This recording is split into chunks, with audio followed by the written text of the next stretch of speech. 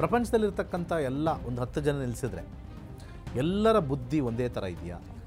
ಇದನ್ನು ನಮಗೆ ಈ ಒಂದು ಬ್ರೈನ್ ಮ್ಯಾಪಿಂಗಲ್ಲಿ ಆ ವೇರಿಡ್ ವೇವ್ ಲೆಂತ್ ಅಂತ ಹೇಳ್ತೀವಿ.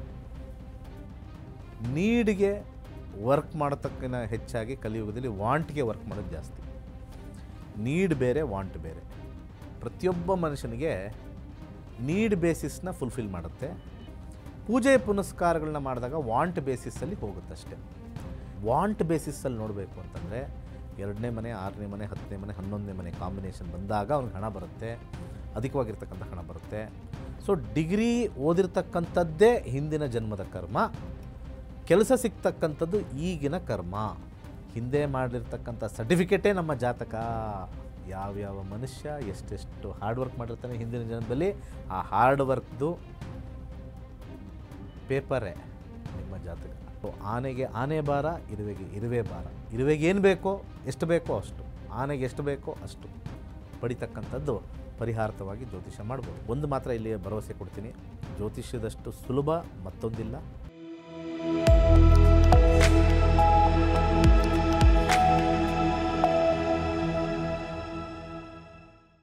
ಎಲ್ರಿಗೂ ನಮಸ್ಕಾರ. ನೀವು ನೋಡ್ತಾ ಇದ್ದೀರಾ ಟಿವಿ ವಿಕ್ರಮ. ನಕ್ಷತ್ರ ನಾಡಿ ಕಾರ್ಯಕ್ರಮಕ್ಕೆ ಸ್ವಾಗತ.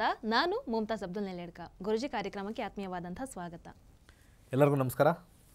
ಗುರುಜಿ, ವರಮಹಾಲಕ್ಷ್ಮಿ ಹಬ್ಬ ಅಂತ ಬಂದಾಗ ಪ್ರತಿಯೊಬ್ಬರು ಕೂಡ ಅದನ್ನ ಬಹಳ ಸಂಭ್ರಮ ಸಡಗರದಿಂದ ಆಚರಣೆ ಮಾಡ್ತಾರೆ. ಆದರೆ ನಮ್ಮ ಸಮಾಜದಲ್ಲಿ ಬಡವರು ಇದ್ದಾರೆ, ಶ್ರೀಮಂತರು ಇದ್ದಾರೆ, ಎಲ್ರಿಗೂ ಒಂದೇ ತರ ಆಚರಣೆ ಮಾಡೋದಕ್ಕಾಗಲ್ಲ. ಈಗ 10 ಜನ ವರಮಹಾಲಕ್ಷ್ಮಿ ಹಬ್ಬ ಪೂಜೆ ಮಾಡಿದ್ರೂ ಕೂಡ ಎಲ್ರಿಗೂ ಅದರಿಂದ ಒಳಿತಾಗುತ್ತೆ ಅಂತ ಇಲ್ಲ, ಎಲ್ರಿಗೂ ಹಣ ಚೆನ್ನಾಗಿ ಬರುತ್ತೆ ಅಂತ ಇಲ್ಲ. ಸೊ ಇಲ್ಲಿ ಜ್ಯೋತಿಷ್ಯ ಮತ್ತು ಹಣಕಾಸು ಅಂತ ಬಂದಾಗ ಅದನ್ನು ಯಾವ ರೀತಿ ಹೇಳ್ತೀರಾ ಗುರುಜಿ? ಓಕೆ, ಹಣಕಾಸು ವಿಚಾರ ಹೋಗಿನ ಮುಂಚೆ ಬುದ್ಧಿ ವಿಚಾರಕ್ಕೆ ಬರೋಣ. ಪ್ರಪಂಚದಲ್ಲಿರ್ತಕ್ಕಂಥ ಎಲ್ಲ ಒಂದು 10 ಜನ ನಿಲ್ಲಿಸಿದ್ರೆ ಎಲ್ಲರ ಬುದ್ಧಿ ಒಂದೇ ಥರ ಇದೆಯಾ? ಹಾಗಿದ್ರೆ ಒಂದು 10ನೇ ಕ್ಲಾಸಲ್ಲಿ ಒಂದು 40-50 ಜನ ಹುಡುಗರು ಓದ್ತಾರೆ, ಪಾಠ ಮಾಡ್ತಕ್ಕಂಥ ಟೀಚರ್ ಒಬ್ಬರೇ. ಅಲ್ಲಿ 40-50 ಜನ ಇರ್ತಕ್ಕಂಥ ಮಕ್ಕಳ ಬುದ್ಧಿ ಸಮನಾಗಿ ಸೇಮ್ ಇರುತ್ತಾ? ಇರಲ್ಲ. ಒಬ್ಬರು ಸ್ಪೀಡ್ ಇರ್ತಾರೆ, ಒಬ್ಬರು ಸ್ಲೋ ಇರ್ತಾರೆ, ಒಬ್ಬರು ಸಿಕ್ಕಾಪಟ್ಟೆ ಸ್ಲೋ ಇರ್ತಾರೆ, ಒಬ್ರಿಗೆ ಏನೂ ಅರ್ಥ ಆಗಲ್ಲ, ಒಬ್ಬರಿಗೆ ಏನೂ ಓದ್ದಲೇ ತುಂಬ ಚೆನ್ನಾಗಿ ಅರ್ಥ ಆಗುತ್ತೆ. ವೇರಿಡ್ ಮೈಂಡಲ್ಲಿರುತ್ತೆ. ಇದನ್ನು ನಮಗೆ ಈ ಒಂದು ಬ್ರೈನ್ ಮ್ಯಾಪಿಂಗಲ್ಲಿ ಆ ವೇರಿಡ್ ವೇವ್ ಲೆಂತ್ ಅಂತ ಹೇಳ್ತೀವಿ ನಾವು.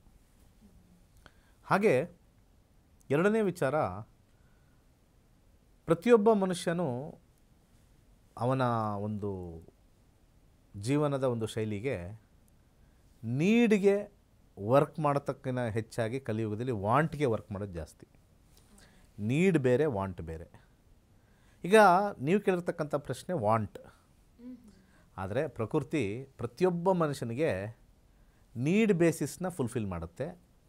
ಪೂಜೆ ಪುನಸ್ಕಾರಗಳನ್ನ ಮಾಡಿದಾಗ ವಾಂಟ್ ಬೇಸಿಸಲ್ಲಿ ಹೋಗುತ್ತಷ್ಟೆ.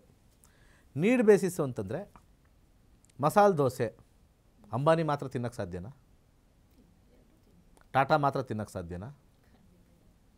ಇವತ್ತು ಬಾಸ್ಮತಿ ರೈಸು ಎಲ್ಲರೂ ತಿನ್ಬೋದು ಮನಸ್ಸು ಮಾಡಿದ್ರೆ, ಬಿರಿಯಾನಿ ಎಲ್ಲರೂ ತಿನ್ಬೋದು, ಚಿತ್ರಾನ್ನ ಎಲ್ಲರೂ ತಿನ್ಬೋದು, ಒಂದು ಮೈಸೂರು ಪಾಕ್ ಎಲ್ಲರೂ ತಿನ್ಬೋದು. ಅದರಲ್ಲೇನು ಭೇದ ಭಾವನೆ ಇಲ್ಲ, ಎಲ್ಲರೂ ಸಮಾನ. ಆದರೆ ಈ ವಸ್ತುಸ್ಥಿತಿಗೆ ಬರೋಣ. ಒಬ್ಬ ಸಾಮಾನ್ಯ ಚೆನ್ನಾಗಿ ದುಡಿದು ಒಂದು 2 ವೀಲರ್ ತೊಗೋಬೋದು, ಓಡಾಡಲಿಕ್ಕೆ 2 ವೀಲರು. ಆದರೆ ನನಗೆ ಇಂಥ 2 ವೀಲರೇ ಬೇಕು, ಕಾಸ್ಟ್ಲಿನೇ ಬೇಕು ಅಂತಂದಾಗ ಅದಕ್ಕೆ ನಾವು ಎಕ್ಸ್ಟ್ರಾ ದುಡಿಬೇಕಾಗತ್ತೆ. ಕಾರ್ ತೊಗೊಳ್ತೀವಿ, ಓಡಾಡಲಿಕ್ಕೆ ಕಾರು, ಮಳೆ ಗಿಳೆ ಬಂದಾಗ ಸ್ವಲ್ಪ ಕಾರು ಬೆಚ್ಚಗಿರುತ್ತೆ, AC ಇರುತ್ತೆ, ಕಾರ್ ಬೇಕು. ಕಾರಲ್ಲಿ ನಮಗೆ ಒಂದು 5 ಲಕ್ಷ 6 ಲಕ್ಷ ರೂಪಾಯಿಯಿಂದ ಹಿಡಿದು 5 ಕೋಟಿ ರೂಪಾಯಿವರೆಗೂ ಇದೆ. ಎಲ್ಲ ರೋಡ್ ಮೇಲೆ ಇರ್ತದೆ. 5 ಲಕ್ಷದ್ದು ರೋಡ್ ಮೇಲೆ ಇರ್ತದೆ ಸಿಗ್ನಲ್ ಬಂದಾಗ, 50 ಕೋಟಿದು ರೋಡ್ ಮೇಲೆ ಇರ್ತದೆ ಸಿಗ್ನಲ್ ಬಂದಾಗ. ಎರಡು ಪಕ್ಕದಲ್ಲೇ ನಿಂತಿರ್ತದೆ ಸಿಗ್ನಲ್. ನೋಡಿ, ಸಿಗ್ನಲ್ಗಿರೋ ಶಕ್ತಿ ಅವೆರಡು ಕಾರ್ಗಳಿಗಿಲ್ಲ ಅಲ್ವಾ? ಆ ರೀತಿ ಈ ಕಾರ್ಗಳನ್ನೋದು ಅವರ ಹಿಂದಿನ ಜನ್ಮದ ಸುಕೃತಗಳು. ಈಗ 5 ಲಕ್ಷದ ಕಾರ್ ತೊಗೊಳ್ತಾ ಇದ್ದೀನಿ ಅಂದರೆ ಹಿಂದಿನ ಜನ್ಮದ ಸುಕೃತ.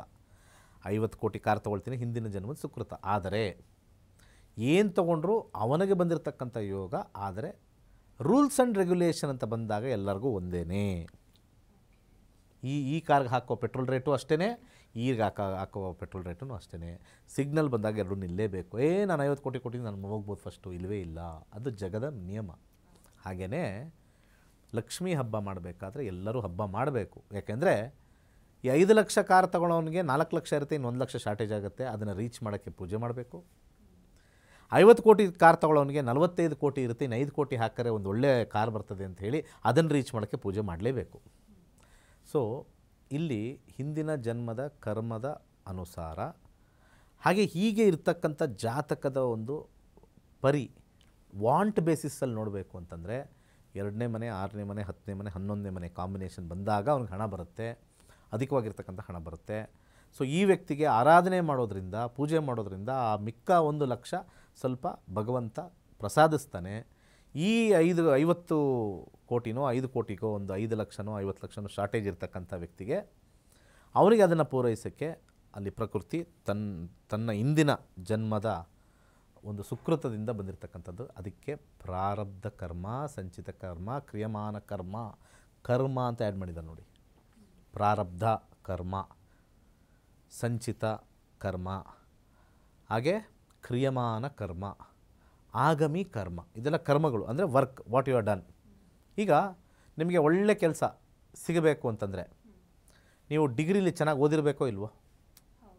ಸೊ ಡಿಗ್ರಿ ಓದಿರ್ತಕ್ಕಂಥದ್ದೇ ಹಿಂದಿನ ಜನ್ಮದ ಕರ್ಮ, ಕೆಲಸ ಸಿಗ್ತಕ್ಕಂಥದ್ದು ಈಗಿನ ಕರ್ಮ. So it works in this way. So ಅವನು ಚೆನ್ನಾಗಿದ್ದಾನೆ, ನಾನು ಚೆನ್ನಾಗಿಲ್ಲ, ಇವನು ಚೆನ್ನಾಗಿದ್ದಾನೆ, ನನಗದಿಲ್ಲ ಅನ್ನೋದು ಹಿಂದಿನ ಜನ್ಮದ ಅವನು ಪಡ್ಕೊಂಬಂದಿರತಕ್ಕಂಥ ಒಂದು ಪದ್ಧತಿ. ಈಗ ನಾವು ಜಾಬ್ಗೆ ಹೋಗ್ತೀವಿ ನಾವಿಬ್ಬರು ಜಾಬ್ಗೆ ಹೋಗ್ಬೇಕಾದ್ರೆ ನಿಮಗೆ ಜಾಬ್ ಸಿಗುತ್ತೆ, ನಂಗೆ ಸಿಗಲ್ಲ. ಯಾಕೆಂದರೆ ನಂದೆಲ್ಲ ಸರ್ಟಿಫಿಕೇಟ್ ನೋಡ್ತಾರೆ, ಇವನೇನೋ ಬರೀ 40% ತೆಗಿದ್ದಾನೆ, ಇವ್ರು ನೋಡಪ್ಪ ಎಲ್ಲ 85-90 ತೆಗಿದ್ದಾರೆ, ಅವ್ರನ್ನ ಫಸ್ಟ್ ತಗೊಳಪ್ಪ ಫಸ್ಟು ಕೆಲಸಕ್ಕೆ, ಚೆನ್ನಾಗಿ ಹೋಗಿದ್ದಾರೆ, ಶ್ರದ್ಧೆ ಇದೆ. ಹಾಗಿದ್ದರೆ ನಾನು ನೋಡ್ದಾ, ಈ ಜನ್ಮದಲ್ಲಿ ನಾವೇನು ಹೇಳ್ತೀವಿ, ನೋಡ್ದಾ ಅವ್ರ ಕೆಲಸ ಕೊಟ್ಟರು ನಂಗೆ ಕೊಟ್ಟಿಲ್ಲ. ಯಾಕೆಂದರೆ ಹಿಂದಿನ ಜನ್ಮದ್ದು ಅಂದರೆ ಹಿಂದಿನ ಕ್ಲಾಸಿನಲ್ಲಿ ಅವರು ಚೆನ್ನಾಗಿ ಓದಿ ಚೆನ್ನಾಗಿ ಪ್ರದರ್ಶನ ಮಾಡಿ ಅದನ್ನು ಆ ಸರ್ಟಿಫಿಕೇಟ್ ಕೊಟ್ಟಿದ್ದಾರೆ. ಹಿಂದೆ ಮಾಡಿರ್ತಕ್ಕಂಥ ಸರ್ಟಿಫಿಕೇಟ್ ಕೊಟ್ಟಿದ್ದಾರಲ್ಲ, ಹಿಂದೆ ಮಾಡಿರ್ತಕ್ಕಂಥ ಸರ್ಟಿಫಿಕೇಟೇ ನಮ್ಮ ಜಾತಕ. ನೀವು ಕ್ಯಾರಿ ಮಾಡ್ಕೊಂಡು ಹೋಗ್ತಿರಲ್ಲ ಇಂಟರ್ವ್ಯೂಗೆ, ನಿಮ್ಮದೆಲ್ಲ ಕ್ರೆಡೆನ್ಷಿಯಲ್ಸ್ ತೊಗೊಂಬನ್ರಿ, ಏನೇನು ಓದಿದ್ದೀರಾ, 10ನೇ ಕ್ಲಾಸ್ ಎಷ್ಟು, ಸೆಕೆಂಡ್ PUC ಎಷ್ಟು, ಡಿಗ್ರಿ ಎಷ್ಟು ಮಾರ್ಕ್ಸ್ ತೆಗೆದಿದ್ದೀರಾ ಹಿಂದೆ, ಅದ್ರ ಮೇಲೆ ಈಗ ಮುಂದೆ, ಹಿಂದೆಯಿಂದನೇ ಮುಂದೆ ಕೊಡೋದು. ಅರ್ಥ ಆಯ್ತಾ? ಹಿಂದೆ ಏನಾಗಿದೆಯೋ ಅದೇ ಮುಂದೆ. ಅದನ್ನು ತಿಳ್ಕೊಳ್ಬೇಕು ಅಂತಂದರೆ ನಮ್ಮ ಆಗಸ್ಟ್ 11ಕ್ಕೆ ನಮ್ಮ ತರಗತಿಗಳಿದ್ದಾವೆ. ಕೇವಲ 15 ದಿವಸದಲ್ಲಿ ಭಗವಂತ ಕೊಟ್ಟಿರ್ತಕ್ಕಂಥ ಮಾರ್ಕ್ಸ್ ಕಾರ್ಡಲ್ಲಿ ಏನಿದೆ ಏನಿಲ್ಲ ಆಲ್ರೆಡಿ ಅದು ಮುಗಿದೋಗಿದೆ, ಎಕ್ಸಾಮ್ ಮುಗಿದೋಗಿದೆ. ನೋ ಎಕ್ಸಾಮಿನೇಷನ್, ಪ್ರಿಪ್ರೇಟ್ರಿನೂ ಇಲ್ಲ, ಮೇನ್ ಎಕ್ಸಾಮ್ ಇಲ್ಲ, ಡೈರೆಕ್ಟ್ ನಿಮಗೆ ಫಲ, ಡೈರೆಕ್ಟ್ ಎಂಟ್ರಿ. ನಿಮ್ಮ ಅಕಾಡೆಮಿಕ್ ರಿಸಲ್ಟ್ಸ್ ಮೇಲೆ ನೀವು ಯಾವ್ಯಾವ ಡೋರ್ ಎಂಟ್ರ್ ಆಗ್ಬೋದು. ನೋಡಪ್ಪ ನೀನು ಏನು ಓದಿದ್ಯಾ, ನೀನು ಎಷ್ಟು ಕೆಲಸ ಮಾಡಿ, ನಡಿ ಇಲ್ಲಿ ಅಟೆಂಡರ್ ಕೆಲಸ ನಡಿ. ನೀನೇನು ಓದಿದ್ಯೋ, ಚೆನ್ನಾಗಿ ಓದಿದ್ಯಾ, ಮ್ಯಾನೇಜರ್ ಕೆಲಸ ನಡಿ, ಈ ಲೈನಲ್ಲಿ ಹೋಗಿ ನೀನು. ನಿಂದೇನಪ್ಪ, ಇವನು ಸೂಪರಾಗಿ ಹೋಗಿದ್ದಾನೆ, ಜನರಲ್ ಮ್ಯಾನೇಜರ್ ಡೋರ್ ತೆಗೆಯಪ್ಪ ಅವನಿಗೆ. ನೀನು ಏನು ಓದಿಲ್ವೇನಾ, ಒಂದು ಕೆಲಸ ಮಾಡ, ಇಲ್ಲೆಲ್ಲ ಕ್ಲೀನ್ ಮಾಡ್ಕೊಂಡಿರೋ ನಿನ್ನ. ಅರ್ಥ ಆಯ್ತಾ? ಯಾವ್ಯಾವ ಮನುಷ್ಯ ಎಷ್ಟೆಷ್ಟು ಹಾರ್ಡ್ ವರ್ಕ್ ಮಾಡಿರ್ತಾನೆ ಹಿಂದಿನ ಜನ್ಮದಲ್ಲಿ, ಆ ಹಾರ್ಡ್ ವರ್ಕ್ದು ಪೇಪರೇ ನಿಮ್ಮ ಜಾತಕ. ಆ ಜಾತಕವನ್ನು ತಿಳ್ಕೊಬೇಕಾ, ಎಷ್ಟರ ಮಟ್ಟಿಗೆ ನಂದು ಕೆಪ್ಯಾಸಿಟಿ ಅಲ್ಲ, ಕೆಪ್ಯಾಕಿಟಿ ಅಲ್ವಾ, ಎಷ್ಟು ಕೆಪ್ಯಾಕಿಟಿ ಇದೆ ಅಂತ ನೋಡಬೇಕು ಅಂತಂದರೆ ಜಾತಕನ ಕಲೀರಿ. 15 ದಿವಸ. ತುಂಬ ಜನ ಹೇಳಿಬಿಡ್ತಾರೆ ಜಾತಕ ಜ್ಯೋತಿಷ್ಯ ಬಂದಿದ ತಕ್ಷಣ ಅವ್ನು ಬದುಕಿ ಹೇಗಿದೆ ಅಂತ. ನಮ್ಮ ಸರ್ಟಿಫಿಕೇಟ್ ಇರೋದೇ ಇಷ್ಟೇ, ನಾವು ಪಾಠ ಮಾಡ್ಕೊಂಡಿರಬೇಕು ಅಂತ ಸರ್ಟಿಫಿಕೇಟಲ್ಲಿ ತೋರಿಸೋರು ನೋಡ್ಕೊಂಡಿದ್ವಿ. ನಿಂದು ಇಷ್ಟೇ ಅಪ್ಪ, ಪಾಠ ಮಾಡ್ಕೊ, ಒಂದಷ್ಟು ದುಡ್ಡು ತಗೋ, ಇಷ್ಟೇ ಅಷ್ಟೇ. ಬಟ್ ಆದರೆ ನಿಮ್ಮ ಜಾತಕದಲ್ಲಿ IAS ಆಫೀಸರ್ ಆಗ್ಬೋದು. ನಿಮ್ಮ ಜಾತಕ ನನ್ನ ಜಾತಕ ಎಕ್ಸ್ಚೇಂಜ್ ಮಾಡೋಕ್ಕಾಗತ್ತಾ? ಎಕ್ಸ್ಚೇಂಜ್ ಆಫರ್ ಇದು, ಎಕ್ಸ್ಚೇಂಜ್ ಆಗಲ್ಲ. ನೀವು ಏನು ಬರೆದಿರ್ತೀರೋ ಎಕ್ಸಾಮಲ್ಲಿ, ಎಷ್ಟು ಮಾರ್ಕ್ಸ್ ಬಂದಿರುತ್ತೋ, ಪಕ್ಕದವ್ನು ಏನು ಬರೆದಿರ್ತಾನೆ, ಎಷ್ಟೇ ಮಾರ್ಕ್ಸ್ ಬಂದಿರುತ್ತೆ, ಎಕ್ಸ್ಚೇಂಜ್ ಮಾಡೋಕ್ಕಾಗುತ್ತಾ? ಅವ್ನು 80 ತೆಗೆದಿರ್ತಾನೆ, ನೀವು 50 ತೆಗೆದಿರ್ತೀರಿ, ಎಕ್ಸ್ಚೇಂಜ್ ಮಾಡಿಬಿಡ್ತೀರಾ? ಅವ್ರವ್ರು ಏನೇನು ಕರ್ಮಾನುಸಾರ ಬರೆದಿರ್ತಾರೋ ಅದು ಎಕ್ಸ್ಚೇಂಜ್ ಮಾಡೋಕ್ಕಾಗಲ್ಲ. ಆ ಎಕ್ಸ್ಚೇಂಜ್ ಮಾಡೋಕ್ಕಾಗದೇ ಇರೋದೇ ನಿಮ್ಮ ಜಾತಕ. ಸೊ ಇವತ್ತಿನ ಲಕ್ಷ್ಮೀ ಹಬ್ಬದ ದಿವಸ ಎಲ್ಲರಿಗೂ ಹೇಳ್ತಾ ಇದ್ದೀನಿ, ನಿಮ್ಮ ಜೀವನದಲ್ಲಿ ಎಷ್ಟೆಷ್ಟು ಲಕ್ಷ್ಮಿ ಅಡಗಿದೆ, ಎಷ್ಟೆಷ್ಟು ಮುಂದಿನ ಜೀವನದಲ್ಲಿ ಸಂತೋಷ, ಕಷ್ಟ, ದುಮ್ಮಾನಗಳು ಏನೇನು ಅಡಗಿದೆ ಅದನ್ನೆಲ್ಲ ತಿಳ್ಕೊಂಡು ಸರಿದೂಗವಾಗಿ ನಡೀತಕ್ಕಂಥದ್ದು. ಸಣ್ಣ ಪ್ರಮಾಣದಲ್ಲಿ ಪರಿಹಾರಾರ್ಥವನ್ನು ಮಾಡ್ಕೊಳ್ಳೋಕ್ಕೆ ಒಂದು ಮಾರ್ಗಸೂಚಿ ಅಂತ ಕೊಟ್ಟಿದ್ದಾರೆ. ಅಂದರೆ ಒಬ್ಬ ಅಟೆಂಡರ್ಗೂ ಕೂಡ ಅವನಿಗೂ ಕೂಡ ಪೂಜೆ ಪುನಸ್ಕಾರ ಮಾಡಿ ಅವನಿಗೂ ಒಂದು ಫೆಸಿಲಿಟಿ, ಒಂದು 2 ವೀಲರ್ ಕೊಡೋ ಥರ ಭಾಗ್ಯವನ್ನು ಕೊಡ್ತಾನೆ, ಕಷ್ಟಪಡ್ತಾ ಇದ್ದಾನೆ ಅಂತ. ಇನ್ನೊಬ್ಬ ತುಂಬ ಕಷ್ಟಪಡ್ತಾ ಇದ್ದಾನೆ, ಅವನಿಗೆ ಕಾರಿಲ್ಲ ಏನಿಲ್ಲ, ಓಡಾಡ್ತಾ ಇದ್ದಾನೆ, ಅವನಿಗೂ ಕೂಡ ಒಂದು ಸ್ವಲ್ಪ ನಿಯತ್ತಿಂದ ದುಡಿದು ದೇವರ ಮೇಲೆ ನಂಬಿಕೆ ಇಟ್ಟಾಗ ಅವನಿಗೆ ಕಾರ್ ಬರ್ತಕ್ಕಂಥದ್ದು. ಇದೇ ಪರಿಹಾರ. ಈ ಒಂದು ಅಟೆಂಡ್ರು ಜನರಲ್ ಮ್ಯಾನೇಜರ್ ಆಗಿಬಿಡಲಿ, ಪೂಜೆ ಮಾಡಿದ ತಕ್ಷಣ ಅದೆಲ್ಲ ಬರಲ್ಲ. ಆ ಅಟೆಂಡರ್ಗೆ ಏನೇನು ಸವಲತ್ತು ಬೇಕೋ ಪರಿಹಾರ ಮಾಡ್ಬೋದು. ಇಲ್ಲಿರ್ತಕ್ಕಂಥ ಮ್ಯಾನೇಜರ್ಗೆ ಏನೇನು ಪರಿಹಾರ ಮಾಡ್ಬೋದು ಆ ಪರಿಹಾರ ಮಾಡ್ಕೋಬೋದು. ಸೊ ಆನೆಗೆ ಆನೆ ಭಾರ, ಇರುವೆಗೆ ಇರುವೆ ಭಾರ. ಇರುವೆಗೆ ಏನು ಬೇಕೋ, ಎಷ್ಟು ಬೇಕೋ ಅಷ್ಟು, ಆನೆಗೆ ಎಷ್ಟು ಬೇಕೋ ಅಷ್ಟು ಪಡಿತಕ್ಕಂಥದ್ದು ಪರಿಹಾರತವಾಗಿ ಜ್ಯೋತಿಷ್ಯ ಮಾಡ್ಬೋದು. ಸೊ ಇದೇ ಆಗಸ್ಟ್ 11ನೇ ತಾರೀಕು ನಮ್ಮ ತರಗತಿಗಳಿದೆ. ಬೆಳಿಗ್ಗೆ 11ರಿಂದ 12:30, 1.5 ಗಂಟೆ, 15 ದಿವಸ ಕ್ಲಾಸ್ ಇರುತ್ತೆ. ಬೆಳಿಗ್ಗೆ ಹೊತ್ತು ಬರೋಕ್ಕಾಗಲ್ಲ, ಸಂಜೆ ಹೊತ್ತು ಬರ್ತೀವಿ, ನಾವು ಆಫೀಸ್ಗೆ ಹೋಗ್ತೀವಿ ಅನ್ನೋರಿಗೆ 7:30ಯಿಂದ 9 ಮತ್ತೊಂದು ಅದ್ಭುತವಾಗಿರ್ತಕ್ಕಂಥ ಕ್ಲಾಸು. ಕೇವಲ 6,999ಕ್ಕೆ ಯಾರೂ ಕೂಡ ಜ್ಯೋತಿಷ್ಯ ಹೇಳ್ಕೊಡಲ್ಲ. ಹಾಗೆ ನಿಮ್ಮ ತಲೆಯಲ್ಲಿ ಒಂದು ಮಾತಿರಲಿ, ಜ್ಯೋತಿಷ್ಯ ಕಷ್ಟ, ತುಂಬ ಕಷ್ಟ ಅಂತ ಹೇಳಿದವ್ರಿಗೆ ನಾನು ಮುಂದಿನ ಸಂಚಿಕೆಯಲ್ಲಿ ಜ್ಯೋತಿಷ್ಯ ಕಷ್ಟ ಅನ್ನೋರಿಗೆ ಒಂದು ಮಾತು ತಿಳಿ ಹೇಳ್ತೀನಿ. ಅವರು ಆ ವಿಚಾರಕ್ಕೆ ಯಾಕೆ ಈ ಥರ ಹೇಳ್ತಾರೆ ಅನ್ನೋದನ್ನು ಹೇಳ್ತೀನಿ. ಒಂದು ಮಾತ್ರ ಇಲ್ಲಿ ಭರವಸೆ ಕೊಡ್ತೀನಿ, ಜ್ಯೋತಿಷ್ಯದಷ್ಟು ಸುಲಭ ಮತ್ತೊಂದಿಲ್ಲ. ಬಹಳ ಸುಲಭವಾಗಿರ್ತಕ್ಕಂಥದ್ದು. ಕೆಲವು ಹೆಣ್ಮಕ್ಳಿಗೆ ಅದರಲ್ಲಿ ಏನೋ ಒಂದು ಭಯದ ವಾತಾವರಣ ಮೈಂಡಲ್ಲಿ ಉಂಟಾಗಿದೆ. ಅದು ನಾನಾ ಕಾರಣ ಇರ್ಬೋದು, ಯಾರನ್ನಾರು ಕೇಳಿರ್ಬೋದು, ಅಥವಾ ಇದು ಏನೇನೋ ಟಿ ವಿಲಿ ಒಬ್ಬರೊಬ್ರು ಒಂಥರ ಹೇಳ್ತಾರೆ ಅಂತ ಇರ್ಬೋದು, ಅದೆಲ್ಲ ಇರ್ಬೋದು. ಆದರೆ ಜ್ಯೋತಿಷ್ಯ ನನ್ನ ಹತ್ರ ಕಲಿತಾಗ ಖಂಡಿತ ಸುಲಭವಾಗಿ ಕಲಿತೀವಿ. ನೀವು ಕೊಡ್ತಕ್ಕಂಥ ಫೀಸ್ ಏನೂ ಇಲ್ಲ. ಫೀಸ್ನ ನೋಡ್ಕೊಂಡು ಬನ್ನಿ, ಕಲಿತೀವೋ ಬಿಡ್ತೀವೋ ಫೀಸ್ ಆದಮೇಲೆ, ಕಲಿತಾದ್ಮೇಲೆ ನೀವು ಹೇಳ್ಬೋದು. ಸಾಕಷ್ಟು ಜನ ಮುಮ್ತಾಜ್ ಅವರು ಅನೇಕ ನಮ್ಮ ಶಾರ್ಟ್ಸಲ್ಲಿ ಕೊಟ್ಟಿದ್ದಾರೆ. ಈ ನಕ್ಷತ್ರಾಡಿ ಕಲ್ತಿರ್ತಕ್ಕಂಥ ಅನಿಸಿಕೆ, ಅಭಿಪ್ರಾಯ ಅಂತ ಹೇಳ್ತಾನೇ ಇದ್ದಾರೆ. ಕಮ್ಮಿ ಅಂದ್ರೂ ಇದುವರೆಗೂ ಒಂದು 40-50 ಅಭಿಪ್ರಾಯ ಕೊಟ್ಟಿದ್ದಾರೆ. ಇನ್ನು ಸಾಕಷ್ಟು ಅಭಿಪ್ರಾಯಗಳು ಕೊಡ್ತಾನೆ ಇರ್ತಾರೆ, ಹೇಳ್ತಾನೆ ಇರ್ತಾರೆ. ಅದೊಂದೇ ಸಾಕಲ್ಲ ನಿದರ್ಶನ. ಸೊ ಆಗಸ್ಟ್ 11 ಬನ್ನಿ, ಒಳ್ಳೆಯದಾಗಲಿ. ನಿಮ್ಮ ಜಾತಕದಲ್ಲಿರ್ತಕ್ಕಂಥ ಅದೃಷ್ಟ ಹೇಗಿದೆ, ಮುಂದೆ ಹೇಗಿದೆ ಅಂತ ತಿಳ್ಕೊಳ್ಳಿ. ಒಳ್ಳೆಯದಾಗಲಿ. ಧನ್ಯವಾದಗಳು ಗುರುಜಿ.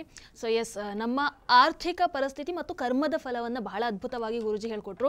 ಆಮೇಲೆ ಅದೇ ಗುರುಜಿ ಅವರ ತರಗತಿಗಳು 11ನೇ ತಾರೀಕಿನಿಂದ ಆರಂಭ ಆಗ್ತಾ ಇದೆ. ಜ್ಯೋತಿಷ್ಯವನ್ನು ಕಲಿಯುವಂಥದ್ದು ಬಹಳ ದೊಡ್ಡ ವಿಚಾರ ಅಂತ ಅಂದ್ಕೊಂಡವರಿಗೆ ಬಹುಶಃ ಪಂಡಿತ್ ದಿನೇಶ್ ಗುರೂಜಿ ಅವರ ತರಗತಿಗಳಿಗೆ ಹೋದರೆ ಹಾಗೆ ಅನ್ನಿಸ್ಲಿಕ್ಕಿಲ್ಲ. ಅವರ ಕಾರ್ಯಕ್ರಮಗಳನ್ನು ನೀವು ನೋಡಿರ್ತೀರಾ. ಬಹಳ ಖುಷಿಯಾಗಿ ನಮಗೆ ಅರ್ಥ ಆಗುವ ರೀತಿಯಲ್ಲಿ ಬಹಳ ಅದ್ಭುತವಾಗಿ ತಿಳಿಸ್ಕೊಡ್ತಾರೆ. ಅವರ ತರಗತಿಗಳು ಕೂಡ ಅಷ್ಟೇ ಚೆನ್ನಾಗಿ, ಬಹಳ ಖುಷಿಯಾಗಿ, ಬಹಳ ಅದ್ಭುತವಾಗಿರುತ್ತೆ ಅಂತ ನಾನು ಹೇಳ್ತೀನಿ. 11ನೇ ತಾರೀಕಿನಿಂದ ತರಗತಿಗಳ ಆರಂಭ ಆಗುತ್ತೆ. ದಯವಿಟ್ಟು ಆದಷ್ಟು ಬೇಗ ನೋಂದಾವಣೆಯನ್ನ ಮಾಡ್ಕೊಳ್ಳಿ ಅಂತ ಹೇಳ್ತಾ, ನೋಡ್ತಾ ಇರಿ ಟಿವಿ ವಿಕ್ರಮ ನಕ್ಷತ್ರ ನಾಡಿ ಕಾರ್ಯಕ್ರಮ. ನಮಸ್ಕಾರ. ನಮಸ್ಕಾರ. ವೈಜ್ಞಾನಿಕ ತಂತ್ರಜ್ಞಾನವನ್ನು ಒಳಗೊಂಡಿರುವ ನಕ್ಷತ್ರ ನಾಡಿ ಜ್ಯೋತಿಷ ತರಗತಿಗಳಿಗೆ ಸುಸ್ವಾಗತ.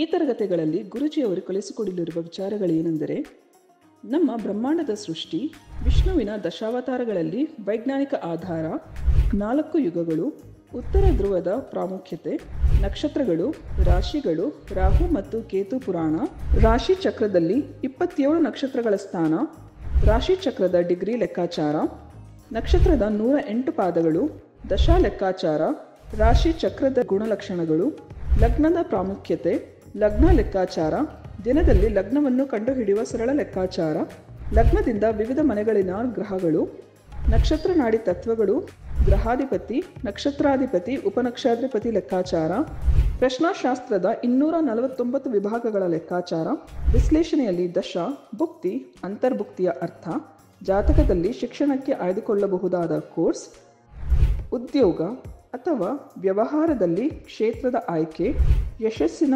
ಲೆಕ್ಕಾಚಾರ, ಮದುವೆ ವಿಚಾರದಲ್ಲಿ ಸಂಯೋಗಗಳು, ತೊಂದರೆಗಳು, ಸಂತಾನದಲ್ಲಿ ತೊಂದರೆಗಳು, ವಿಳಂಬವಾಗುವುದು, ಆಸ್ತಿ ಅಥವಾ ವಾಹನ ಖರೀದಿಯಲ್ಲಿ ಸಮಯವನ್ನು ತಿಳಿಯುವುದು, ಆರೋಗ್ಯ ವಿಚಾರಗಳಲ್ಲಿ ಶುಭ ಅಶುಭ ಸಮಯದ ಲೆಕ್ಕಾಚಾರ, ಆರೋಗ್ಯ ಸಮಸ್ಯೆಗಳು ಉಂಟಾಗುವ ಸಮಯ ಮುಂತಾದ ವಿಚಾರಗಳ 3 ಹಂತದಲ್ಲಿ ಶುಭ ಅಶುಭ ಸಂಯೋಗಗಳ ವಿಭಜನೆ, ಪವರ್ ಪೊಸಿಷನ್, ಪುಷ್ ಪುಲ್ ಸಿದ್ಧಾಂತ, ಗೋಚಾರದ ವಿಶ್ಲೇಷಣೆ, ಆಯ್ದ ಸೆಲೆಬ್ರಿಟಿ ಜಾತಕಗಳ ವಿಶ್ಲೇಷಣೆ, ಪರಿಹಾರಗಳು, ರತ್ನಗಳು, ರುದ್ರಾಕ್ಷಿ, ಮಂತ್ರ, ಕಲರ್ ಥೆರಪಿ, ದಾನದ ಪರಿಕಲ್ಪನೆ, ಇನ್ನು ಅನೇಕ ವಿಚಾರಗಳ ಬಗ್ಗೆ ಅತ್ಯಂತ ಸರಳವಾಗಿ ಗುರೂಜಿಯವರು ತರಗತಿಯಲ್ಲಿ ತಿಳಿಸಿಕೊಡುತ್ತಿದ್ದಾರೆ. ಈ ತರಗತಿ ಜೊತೆಗೆ ಅತ್ಯಾಧುನಿಕ ತಂತ್ರಜ್ಞಾನದಿಂದ ಬಳಕೆಯಲ್ಲಿರುವ ಗೋಲ್ಡ್ ಟ್ರೀ ಆಸ್ಟ್ರೋ ಆ್ಯಪ್ ಮೂಲಕ ಜಾತಕವನ್ನು ಪರಿಶೀಲಿಸುವ ಸುಲಭವಾದ ತಂತ್ರಗಳು ಗುರೂಜಿಯವರು ತಿಳಿಸಿಕೊಡುತ್ತಾರೆ. ಜೀವನಕ್ಕೆ ಅಗತ್ಯವಾಗಿರುವ ವಿಚಾರಗಳನ್ನು ತಿಳಿಯಲು ಇಂದೇ ನಕ್ಷತ್ರ ನಾಡಿ ತರಗತಿಯನ್ನು ಸೇರಿ. ನಿಮ್ಮ ಜೀವನದ ವಿಚಾರಗಳಿಗೆ ಮಾರ್ಗದರ್ಶಿಯಾಗಿರುವ ಜ್ಯೋತಿಷ್ಯವನ್ನು ಅಳವಡಿಸಿಕೊಳ್ಳಿ. ಹೆಚ್ಚಿನ ಮಾಹಿತಿಗೆ ಇಂದೇ ನಮ್ಮ ನಕ್ಷತ್ರ ನಾಡಿಯನ್ನು ಸಂಪರ್ಕಿಸಿ. ಧನ್ಯವಾದಗಳು.